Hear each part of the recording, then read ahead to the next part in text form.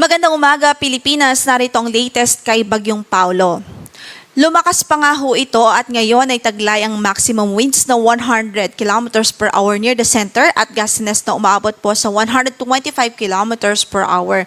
Ang kanyang naging pagkilos sa mga nakalipas na oras ay pakanluran, hilagang kanluran at 20 kilometers per hour. At based po sa latest available data, nakita ang sentro nito sa layong 150 kilometers silangan ng Kasiguran, Aurora. So malapit na po, napakalapit na nito sa ating kalupaan. Ilang oras na lamang ay lalapit na ang sentro sa ating landmass. At kailangan po natin tandaan na bago pa lumapit o bago pa maglandfall, ay mauuna na pong maranasan ng ating mga kababayan dito sa Northern at Central Luzon ang kalahating parte ng diametro ng bagyo.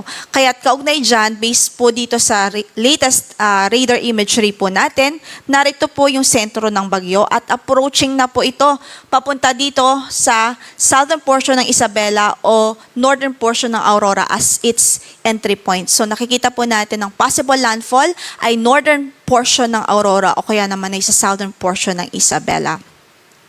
Pero bukod dyan, bukod sa landfall ay ngayon nga po as early as now, nararanasan na at nakaka-apekto na yung kalahating parte ng bagyo, ng diametro ng bagyo.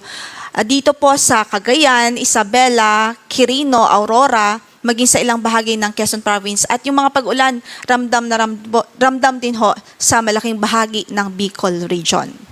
Based na rin sa latest track na ipinalabas po natin. So makikita nga po natin na posible ang landfall nito is ngayong umaga na rin. Today, ngayong umaga hanggang noontime, yung time range ng kanyang landfall at pinapakita din po ng ating mga models na posible po mag-west-northwestward pa rin ang kanyang movement. So tatahakin ito at magtatraverse po ito sa northern Luzon before exiting the landmass. So posible na nasa labas na po siya ng ating kalupaan mamayang hapon o gabi. And then, ang kanyang exit sa PAR, inaasahan po natin by Saturday or early morning, so madaling araw ng Sabado ho yan.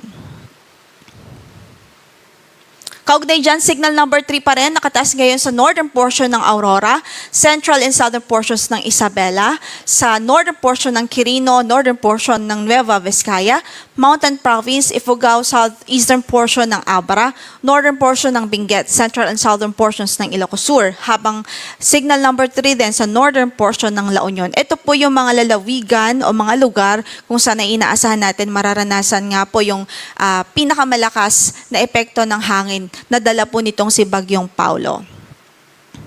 Samantala, signal number 2 naman, dito sa central and southern portions ng mainland Cagayan, rest of Isabela, rest of Quirino, rest of Nueva Vizcaya, central portion of Aurora, northern portion of Nueva Ecija, central and southern portions of Apayao, Kalinga, rest of Abra, rest of Benguet, southern portion ng Ilocos Norte, rest of Ilocos Sur, rest of La Union, northern portion ng Pangasinan. Habang signal number 1 naman sa rest of mainland Cagayan, including Babuyan Islands, rest of Aurora, northern portion of Quezon, kasama ng Polillo Islands, Camarines Norte, northern portion ng Camarines Sur, Catanduanes, rest of Apayao, rest of Ilocos Norte, rest of Pangasinan, rest of Nueva Ecija, northern portion of Bulacan, Tarlac, northeastern portion ng Pampanga, at northern portion ng Zambales. So sa mga areas na to, malaking bahagi, halos buong northern Luzon po, at halos buong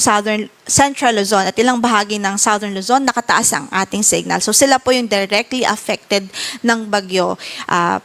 We're hoping na by this time ay nakapag-prepare na po ang ating mga kababayan at nasa safe at matitibay na po silang lugar at establishments para po magkubli at para po sa maprotektahan ng ating mga buhay at properties din ho. Samantala, yung ating weather advisory, in effect pa rin sa araw na ito.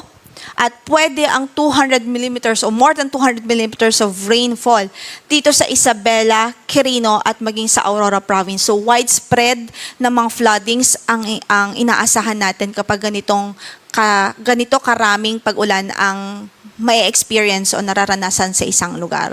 Samantala, 100 to 200 millimeters of rainfall ang inaasahan dito sa Cagayan, kasama na dyan ang Babuyan Islands, sa Apayao, Abra, Kalinga, Ilocos Sur, Mountain Province, Ifugao, La Union, Benguet, Nueva Vizcaya, Nueva Ecija at Pangasinan. So malaking bahagi ng Northern Luzon at maging ilang bahagi ng Central Luzon.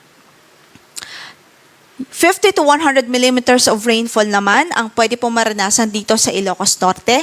Sa Zambales, Tarlac, Pampanga, Bataan, Bulacan, Rizal, Laguna, Quezon, Camarines Norte, Catanduanes, Camarines Sur at maging sa Albay. Dito po sa Kamaynilaan, ang ating forecast sa araw na ito ay maulap at mataas ang tsansa ng mga pag-ulan, especially sa northern portion ng Metro Manila. So, saan man ang lakad natin today, mag-ingat pa rin ho, magdala pa rin ng mga pananggalang sa ulan at magantabay po tayo sa mga rainfall advisory na ipapalabas po ng Pag-asa dito nga po sa Metro Manila. Ang gale warning natin ay nakataas pa rin sa eastern coast of Cagayan kasama ng Isabela, eastern coast of Aurora, Batanes, Babuyan Islands, northern coast of Cagayan kasama na ang Ilocos Norte at Ilocos Sur. So hindi pa rin ho ina-advise ang pagpapalaot doon, especially dahil may paparating tayong bagyo. Napakadelikado po, maalon hanggang sa napakaalon ng kondisyon ng ating karagatan doon. At para naman sa ating storm surge warning, meron po tayong inaasahan at pwede pong maranasan na 2.1 to 3 meters of wave height dito po sa Aurora, Cagayan at maging sa Isabela. So halos buong Isabela, northern portion ng Aurora at northern and eastern portion ng Cagayan province. Samantala, 1 to 2 meters naman ang pwedeng maranasan sa natitirang bahagi pa ng Aurora, sa Polillo Islands, at dito po sa Ilocos Norte, Ilocos Sur, maging sa La Union at Pangasinan. Yan muna ang latest mula dito sa Pag-asa. Ang next na bulletin po natin will be at 8 a.m. Maya-maya lamang ho yan. At very crucial po itong mga oras na ito dahil nga approaching na itong bagyo. Kaya iba yung doble at triple ang pag-iingat ng ating abiso sa ating mga kababayan, lalong-lalo na doon sa Northern at Central Luzon. Ito po si Lori de la Cruz Galicia. Magandang umaga po.